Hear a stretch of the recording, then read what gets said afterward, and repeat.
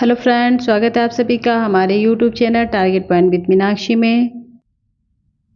दोस्तों, आज हम लोग हिंदी साहित्य के इतिहास से 120 महत्वपूर्ण प्रश्नों को देखेंगे जो कि हमारे आने वाले एग्जाम के लिए बहुत ही महत्वपूर्ण है।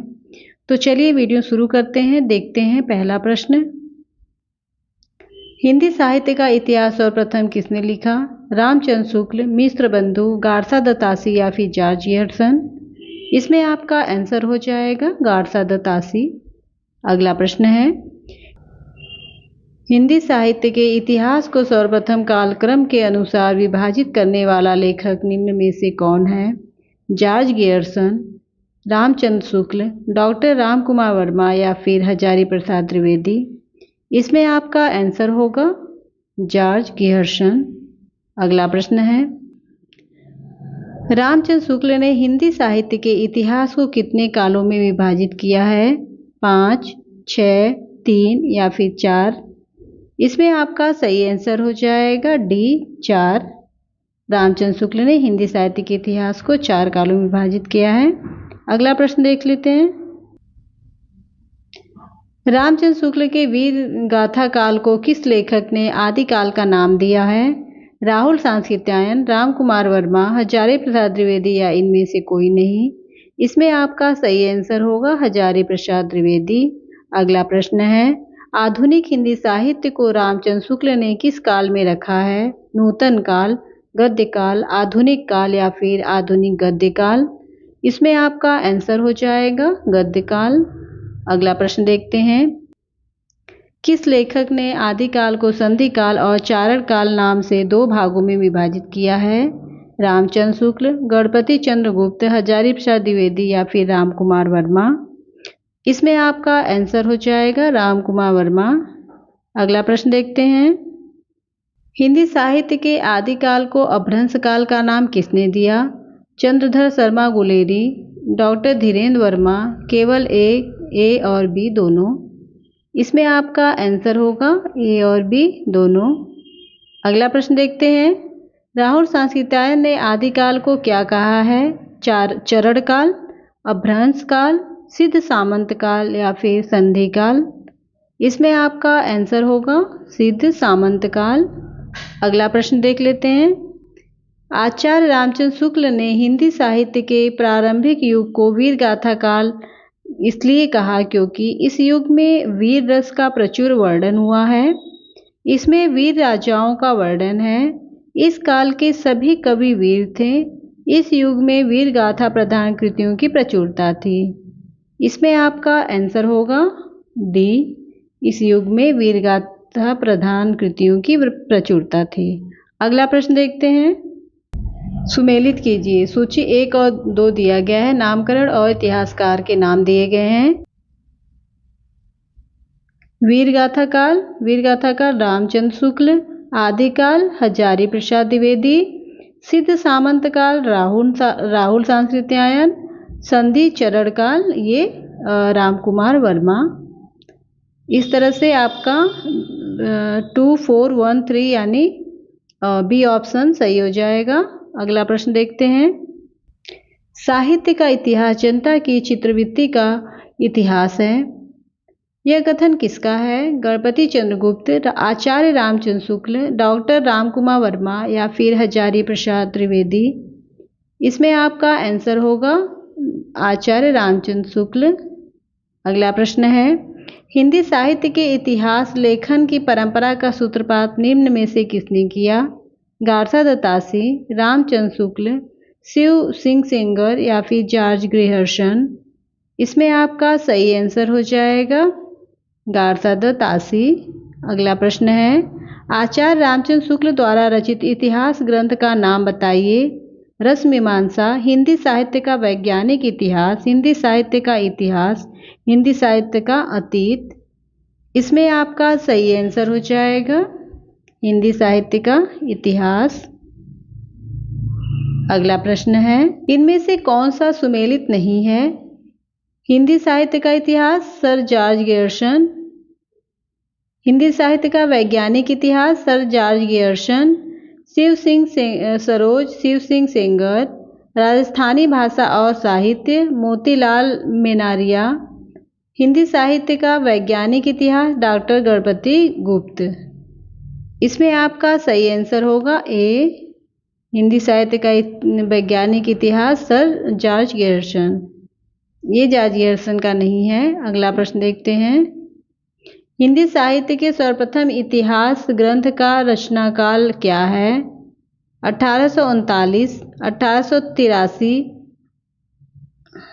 1929 या फिर 1750। इसमें आपका सही आंसर होगा 1839। अगला प्रश्न है। हिंदी साहित्य का इतिहास सर्वप्रथम किस भाषा में लिखा गया? उर्दू, फ्रेंच, अंग्रेजी या फिर हिंदी? इसमें आपका सही आंसर हो जाएगा फ्रेंच। अगला प्रश्न देखते हैं। उस इतिहास ग्रंथ का नाम बताइए जिसमें लगभग 5000 कवियों का विवरण संकलित है। हिंदी साहित्य का अतीत, हिंदी साहित्य का इतिहास, मिश्र बंधु विनोद या फिर शिव सिंह सेंगर? इसमें आपका सही आंसर हो जाएगा मिश्र बंधु विनोद। अगला प्रश्न है। नागरी पचारी सभा द्वारा प्रकाशित हिंदी साहित्य के वृहद इतिहास के कुल कितने खंड हैं? 15, 12, 10 या फिर 18? इसमें आपका आंसर होगा 18। अगला प्रश्न है। हिंदी साहित्य का इतिहास दर्शन नामक ग्रंथ के लेखक कौन है? डॉक्टर नामवर सिंह, डॉक्टर विनय मोहन, विजेंद्र स्नातक या फिर डॉक्टर नलिनीलोचन शर्मा? इसमें आपका आंसर होगा डॉक्टर नलिनीलोचन शर्मा। अगला प्रश्न है। हिंदी साहित्य के किस युग को स्वर्णकाल कहा गया है? रीतिकाल, आदिकाल, गद्यकाल या फिर भक्तिकाल? इसमें आपका आंसर होगा डी भक्तिकाल।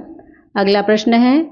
आदिकाल में निम्नलिखित में से कौन सा साहित्य सम्मिलित है? नाथ साहित्य, सिद्ध साहित्य, रासो साहित्य या फिर ये सभी? इसमें आपका सही आंसर होगा ये सभी। अगला प्रश्न है। आदिकाल के साहित्य की प्रमुख भाषा थी? अपभ्रंश, ब्रज, अवधी या फिर डिंगल तथा पिंगल? इसमें आपका आंसर होगा डिंगल तथा पिंगल। अगला प्रश्न देखते हैं। आदिकालीन साहित्य का कौन सा प्रमुख रस नहीं है? श्रृंगार रस, वीर रस, ए और बी दोनों, इनमें से कोई नहीं? इसमें आपका आंसर हो जाएगा श्रृंगार रस। अगला प्रश्न है। निम्नलिखित में से किस विद्वान ने पृथ्वीराज रासो को अप्रमाणित काव्य ग्रंथ माना है?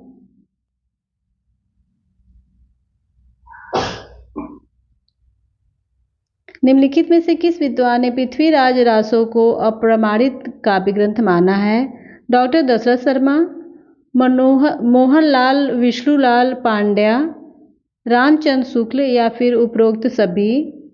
इसमें आपका सही आंसर हो जाएगा रामचंद्र शुक्ल। अगला प्रश्न है। पृथ्वीराज रासो का नायक पृथ्वीराज चौहान है, नायिका कौन है? राजमती, नागमती, संयोगिता या फिर पद्मावती? इसमें आपका सही आंसर हो जाएगा संयोगिता। अगला प्रश्न देखते हैं। आदिकाल के साहित्य में रासों का अर्थ है रास अर्थात नृत्य परक काव्य, वीर काव्य, विविध रसों का मिश्रण काव्य या फिर रहस्य परक काव्य? इसमें आपका सही आंसर हो जाएगा वीर काव्य। अगला प्रश्न है। निम्नलिखित में कौन आदिकाल की काव्य प्रवृत्ति नहीं है? प्राचीन खड़ी बोली का प्रयोग, वीर तथा श्रृंगार रस की प्रधानता, प्रबंध और मुक्त काव्य की रचना, धार्मिक साहित्य की रचना? इसमें आपका सही आंसर हो जाएगा। निम्नलिखित में से कौन आदिकाल की काव्य प्रवृत्ति नहीं है? प्राचीन खड़ी बोली का प्रयोग, वीर तथा श्रृंगार रस की प्रधानता, प्रबंध और मुक्त काव्य की रचना, धार्मिक साहित्य की रचना? इसमें आपका आंसर होगा प्राचीन खड़ी बोली का प्रयोग। अगला प्रश्न है। सिद्ध कवियों की प्रतीकात्मक भाषा को क्या कहा गया है? संध्या भाषा, अपभ्रंश, खिचड़ी भाषा या फिर प्राकृत। इसमें आपका सही आंसर हो जाएगा संध्या भाषा। अगला प्रश्न देखते हैं। विद्यापति रचित पदावली की भाषा है मैथिली, संस्कृत, अपभ्रंश या फिर ब्रज। इसमें आपका सही आंसर होगा मैथिली। अगला प्रश्न है। रासो काव्य का प्रधान रस वीर है, दूसरा मुख्य रस कौन सा है? रौद्र, विभत्स, शांत या फिर श्रृंगार। इसमें आपका आंसर होगा श्रृंगार। अगला प्रश्न है। आचार्य रामचंद्र शुक्ल ने निम्नलिखित में से किसे हिंदी का प्रथम महाकवि माना है? चंद्रवरदाई, विद्यापति, कबीर या फिर तुलसीदास। इसमें आपका आंसर होगा चंद्रवरदाई। अगला प्रश्न है। गोरखनाथ किसके शिष्य थे? गोपीचंद्र, भर्तृहरि, मत्स्येंद्रनाथ या फिर चौरंगीनाथ। इसमें आपका सही आंसर हो जाएगा चौरंगीनाथ। अगला प्रश्न देखते हैं।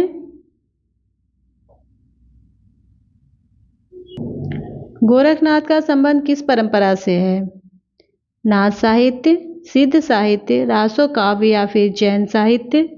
इसमें आपका सही आंसर होगा नाथ साहित्य। अगला प्रश्न है। निम्नलिखित में से कौन सा रासो ग्रंथ उत्तर भारत में आल्हा खंड के नाम से लोकप्रिय रहा है? विजय पाल रासो, कुमार रासो, पृथ्वीराज रासो या फिर परमाल रासो। इसमें आपका सही आंसर हो जाएगा परमाल रासो। अगला प्रश्न है। किसने पृथ्वीराज रासो को हिंदी का प्रथम महाकाव्य माना है? रामचंद्र शुक्ल, राम कुमार वर्मा, हजारी प्रसाद द्विवेदी या फिर नगेंद्र। इसमें आपका सही आंसर होगा रामचंद्र शुक्ल। अगला प्रश्न है। आदिकाल में खड़ी बोली को काव्य भाषा बनाने वाले प्रथम कवि हैं? कुशल राय, विद्यापति, हाजी मोहम्मद या फिर अमीर खुसरो। इसमें आपका आंसर होगा अमीर खुसरो। अगला प्रश्न है। आदिकाल में खड़ी बोली को काव्य भाषा बनाने वाले प्रथम कवि हैं? कुशल राय, विद्यापति, हाजी मोहम्मद या फिर अमीर खुसरो। इसमें आपका सही आंसर होगा अमीर खुसरो। अगला प्रश्न है। अपभ्रंश का भवभूति किस कवि को कहा गया है? स्वयंभू, पुष्यदंत, शालिभद्रसूरि या फिर धनपाल। इसमें आपका सही आंसर होगा पुष्पदंत। अगला प्रश्न है। अपभ्रंश का वाल्मीकि किसे कहा गया है? धनपाल, स्वयंभू, पुष्यदंत या फिर जीन विजय सूरि। इसमें आपका सही आंसर होगा स्वयंभू। अगला प्रश्न है। आदिकाल में जनता के मनोरंजन के लिए पहेलियाँ और मुकरियाँ लिखने वाले कवि हैं? अब्दुल रहमान, अमीर खुसरो, विद्यापति या फिर भारतेंदु हरिश्चंद्र। इसमें आपका सही आंसर होगा सी, अमीर खुसरो। अगला प्रश्न है। नाथ संप्रदाय के प्रवर्तक हैं गोरखनाथ, चौरंगीनाथ, ब्रह्मानंद या फिर मच्छंदरनाथ। इसमें आपका आंसर होगा गोरखनाथ। अगला प्रश्न है। रीतिकाल को अलंकृत काल की संज्ञा किसने दी है? रामचंद्र शुक्ल, हजारी प्रसाद द्विवेदी, डॉक्टर राम कुमार वर्मा या फिर मिश्र बंधु। इसमें आपका सही आंसर होगा मिश्र बंधु। अगला प्रश्न है। शुक्ल जी ने आधुनिक काल का नाम क्या रखा है? गद्य काल, आधुनिक काल, वर्तमान काल या फिर इनमें से कोई नहीं। इसमें आपका सही आंसर होगा गद्य काल। अगला प्रश्न है। शुक्ल जी ने कालों का नामकरण किस आधार पर किया है? प्रमुख ग्रंथ, प्रवृत्ति की प्रधानता, परंपरा या इनमें से कोई नहीं। इसमें आपका सही आंसर हो जाएगा सी, प्रवृत्ति की प्रधानता। अगला प्रश्न है। आदिकाल को चारण काल किसने कहा है? राम कुमार वर्मा, डॉक्टर नगेंद्र, मिश्र बंधु या फिर रामचंद्र शुक्ल। इसमें आपका सही आंसर हो जाएगा राम कुमार वर्मा। अगला प्रश्न देखते हैं। राहुल सांस्कृत्यायन हिंदी का पहला कवि किसे मानते हैं? शालिभद्र, लुइपा, चंद्रवरदाई या फिर सहरपाद। इसमें आपका सही आंसर होगा डी, सहरपाद। अगला प्रश्न है। हिंदी का पहला ग्रंथ कौन सा है? पृथ्वीराज रासो, पाहुड़, भारतेश्वर बाहुबली राज, श्रावकाचार। इसमें आपका सही आंसर हो जाएगा श्रावकाचार। अगला प्रश्न है, श्रावकाचार के रचयिता कौन है? राम सिंह, जोइंदू, देवसेन या फिर धनपाल। इसमें आपका सही आंसर होगा देवसेन। अगला प्रश्न है, श्रावकाचार की रचना कब हुई थी? 1000 ईस्वी में, 900 ईस्वी में, 933 ईस्वी में या फिर 1133 ईस्वी में। इसमें आपका सही आंसर है 933 ईस्वी में। अगला प्रश्न है, आलाखंड किस रचना का लोकप्रिय नाम है? खुमान रासो, परमाल रासो, हम्मीर रासो या फिर पृथ्वीराज रासो। इसमें आपका सही आंसर हो जाएगा परमाल रासो। अगला प्रश्न है, चंद्रबरदाई किस राजा के दरबारी कवि थे? महाराज शिवाजी, राजा पृथ्वीराज, राजा मान सिंह या फिर राजा जय सिंह। इसमें आपका सही आंसर होगा राजा पृथ्वीराज। अगला प्रश्न है, मैथिल कोकिल के नाम से कौन सा कवि प्रसिद्ध है? विद्यापति, कीर्तिदास, धर्मपाल या फिर पुष्यधन। इसमें आपका सही आंसर होगा विद्यापति। अगला प्रश्न देखते हैं, अमीर खुसरो का वास्तविक नाम था? मोहम्मद उस्मान, कुतुबन, अब्दुल कलाम या फिर अब्दुल हसन। इसमें आपका सही आंसर हो जाएगा अब्दुल हसन। अगला प्रश्न है, दोहा कोश के रचनाकार हैं? सरहपा, कबीर, स्वयंभू, शालिभद्र सूरी। इसमें आपका सही आंसर हो जाएगा सरहपा। अगला प्रश्न देखते हैं, सरहपा को हिंदी का प्रथम कवि किसने माना है? हजारी प्रसाद द्विवेदी, जॉर्ज ग्यर्सन, रामचंद्र शुक्ल या फिर राहुल सांस्कृत्यायन। इसमें आपका आंसर होगा राहुल सांस्कृत्यायन। अगला प्रश्न देखते हैं, मिश्र बंधु 3 भाइयों का संयुक्त नाम है, इसमें से कौन मिश्र बंधु में नहीं आता? गणेश बिहारी, श्याम बिहारी, ब्रह्मदेव बिहारी या फिर सुखदेव बिहारी। इसमें आपका सही आंसर हो जाएगा ब्रह्मदेव बिहारी। अगला प्रश्न है, रामचंद्र शुक्ल ने भक्ति काल का निर्धारण कब से कब तक किया है? इसमें आपका सही आंसर हो जाएगा 1375 से 1750। अगला प्रश्न है, ज्ञान मार्गी और प्रेम मार्गी काव्य धाराएं निम्नलिखित में से किसके अंतर्गत आती हैं? निर्गुण, सगुण, ए और बी दोनों, इनमें से कोई नहीं। इसमें आपका सही आंसर होगा निर्गुण। अगला प्रश्न है, भक्ति आंदोलन का आरंभ कहाँ से हुआ? उत्तरी भारत, पूर्वी भारत, दक्षिणी भारत या फिर पश्चिमी भारत। इसमें आपका सही आंसर हो जाएगा दक्षिणी भारत। अगला प्रश्न है, ज्ञानाश्रयी काव्यधारा में कौन से कवि आते हैं? कृष्ण भक्त कवि, राम भक्त कवि, सूफी कवि या फिर संत कवि। इसमें आपका सही आंसर होगा संत कवि। अगला प्रश्न है, संत काव्य का मुख्य दार्शनिक आधार क्या है? द्वैत दर्शन, अवतारवाद, अद्वैत दर्शन या फिर विशिष्टाद्वैत दर्शन। इसमें आपका सही आंसर होगा अद्वैत दर्शन। अगला प्रश्न है, उत्तर भारत में भक्ति आंदोलन का प्रचार किसकी प्रेरणा से हुआ? शैव मतावलंबी, शंकराचार्य, निर्गुण मार्गी या फिर वैष्णव आचार्य। इसमें आपका सही आंसर होगा वैष्णव आचार्य। अगला प्रश्न है, भक्ति काल का सर्वमान्य समय है? संवत 1300 से 1700, संवत 1375 से 1750, संवत 1350 से 1750, संवत 1350 से 1700। इसमें आपका सही आंसर हो जाएगा संवत 1350 से 1700। अगला प्रश्न है, अलवार भक्तों का मूल स्थान कहाँ था? दक्षिण भारत, महाराष्ट्र, उत्तर भारत या फिर पूर्वोत्तर भारत। इसमें आपका सही आंसर होगा दक्षिण भारत। अगला प्रश्न है, अलवार भक्तों की संख्या कितनी मानी गई है? 12, 20, 8 या फिर 10? इसमें आपका आंसर होगा 12। अगला प्रश्न है, अलवार भक्त मूलतः किसको कहा जाता है? शाक्तों को, वैष्णव को, सिद्धों को या फिर शैवों को? इसमें आपका सही आंसर हो जाएगा वैष्णव को। अगला प्रश्न है, दिव्य प्रबंधम किसके पदों का संकलन है? रामानंद, अलवार भक्त, रामानुजाचार्य या फिर नैनार भक्त? इसमें आपका सही आंसर हो जाएगा अलवार भक्त। अगला प्रश्न है, अलवार भक्तों के पद किस भाषा में हैं? हिंदी, कन्नड़, तेलुगु या फिर तमिल? इसमें आपका सही आंसर हो जाएगा तमिल। अगला प्रश्न है,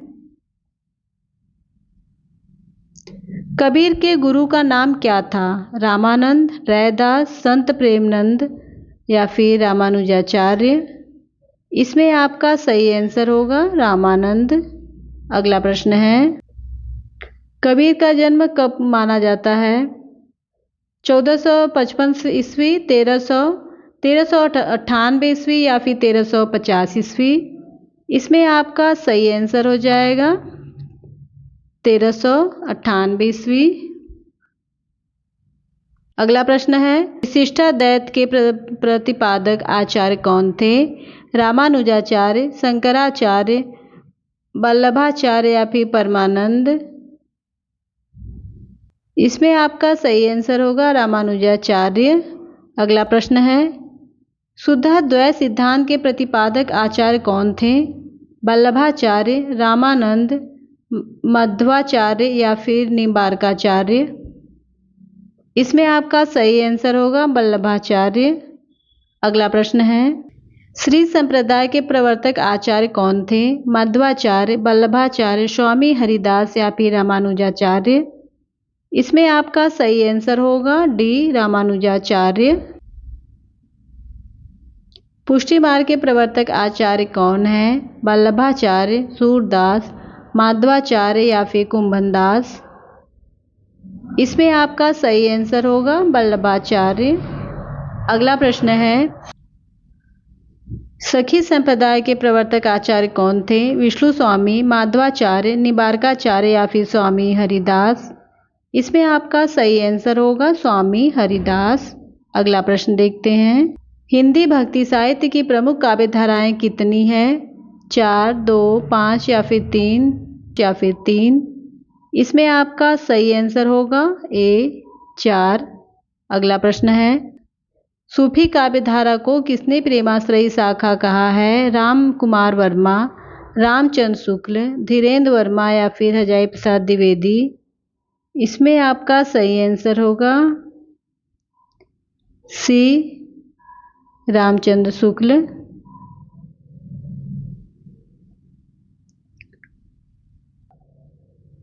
प्राचीनता की दृष्टि से सूफी प्रेमाख्यानक काव्यधारा का आरंभ किससे माना गया है? कुतुबन, मलिक मोहम्मद जायसी, मुल्ला दाऊद या फिर ईश्वरदास? इसमें आपका सही आंसर होगा मुल्ला दाऊद। अगला प्रश्न है, जायसी का पूरा नाम है मलिक मोहम्मद जायसी, मोहम्मद अली जायसी, अहमद अली जायसी या फिर मोहम्मद जायसी? इसमें आपका सही आंसर होगा मलिक मोहम्मद जायसी। अगला प्रश्न है, जायसी की 100 प्रसिद्ध रचना है? मधुमालती, मृगावती, पद्मावत या फिर पद्मावती?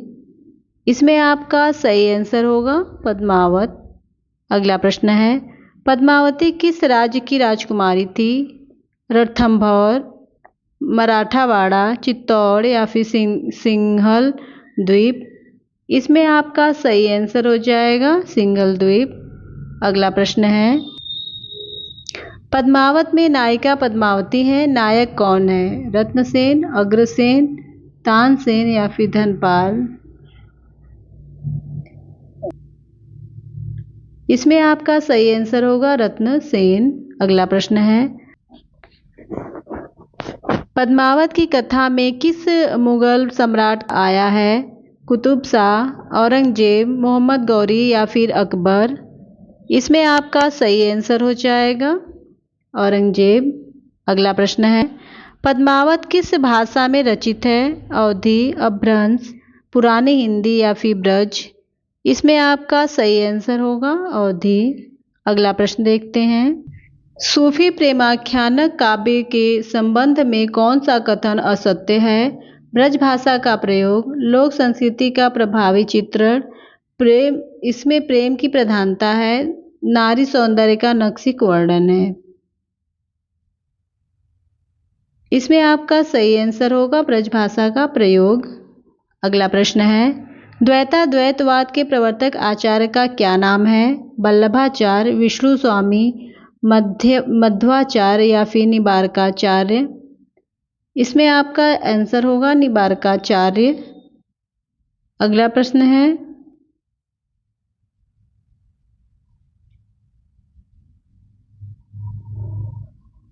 बांग्ला भाषा में रचित राम कथा का नाम क्या है?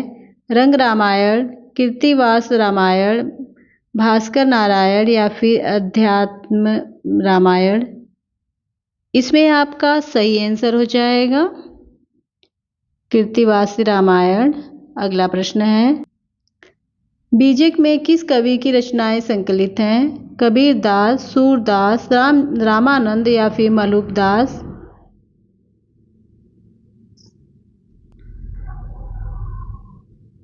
इसमें आपका सही आंसर होगा कबीरदास। अगला प्रश्न है, कबीर की पत्नी का नाम क्या था? रेवली, लोई, पाई या फिर कमाली। इसमें आपका सही आंसर हो जाएगा लोई। अगला प्रश्न है, सिद्धांत पंचमात्रा ग्रंथ के रचयिता कौन थे? विष्णु स्वामी, राघवानंद, रामानंद या फिर वल्लभाचार्य। इसमें आपका सही आंसर होगा राघवानंद। अगला प्रश्न देखते हैं, गुरु नानक का जन्म किस सन में हुआ था? 1469 ईस्वी, 1520 ईस्वी, 1505 ईस्वी या फिर 1450 ईस्वी। इसमें आपका सही आंसर होगा 1469 ईस्वी। अगला प्रश्न है, हरड़ेवाड़ी के रचयिता कौन है? मलुकदास, गुरु नानक, रैदास या फिर दादू दयाल। इसमें आपका सही आंसर होगा दादू दयाल। अगला प्रश्न है, सुंदर ग्रंथावली का संकलन किसने किया है? पुरोहित हरिनारायण शर्मा, गोविंद रजनीश, बाबू श्याम सुंदरदास या फिर रामचंद्र शुक्ल। इसमें आपका सही आंसर होगा पुरोहित हरिनारायण शर्मा। अगला प्रश्न देखते हैं, गुरु अर्जुन देव के कितने पद गुरु ग्रंथ साहब में संकलित हैं? 6000, 500, 5000 या फिर 1000। इसमें आपका सही आंसर होगा 6000। ढाई अक्षर प्रेम के पढ़े सो पंडित होए पंक्ति किस कवि की है?